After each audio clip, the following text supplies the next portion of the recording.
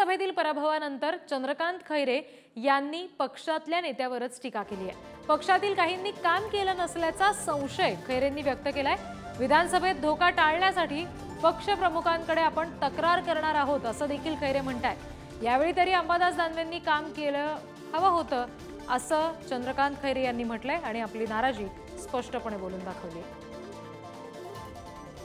काही लोकांनी केली बदमाशी आणि ते म्हणजे कुठेतरी धोका दिसायला लागला होता मला आणि तो जाणीव झाली ती मला। म्हणजे ठीक आहे, पाहू आता काय याच्यात काही घोटाळा केला असं वाटतं की बाबा हे घोटाळाच केलेला आहे।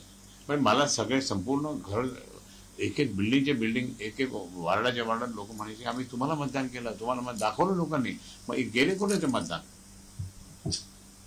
हे तर गेले कुठे मतदान? म्हणजे 3 दिवस 4 दिवस इथे मुख्यमंत्री रोज यायचे इथे। मला ज्यांनी काही त्रास दिला ते ऑटोमॅटिक परमेश्वर त्यांना रस्ता दाखवून देतो। आज मला या ठिकाणी सांगायचं की आज इतकं काम केल्यानंतर सुद्धा, इतकं प्रामाणिकपणे काम केल्यानंतर सुद्धा जर हे नाही, अरे दारूवाले पैसे वाटणारे किती पैसे वाटला? 80 कोटी रुपये वाटले त्याने। म्हणजे कुठे गेले इन्कम टॅक्सवाले, कुठे गेले त्या ठिकाणी पोलीसवाले, कुठे गेले त्या ठिकाणी निवडणूक आयोगाचे लोक, कुठेच काही। अशा पद्धतीने जर होत असेल तर मनाला दुःख होतं आणि आम्ही एकनिष्ठ आहोत उद्धव साहेबांचे।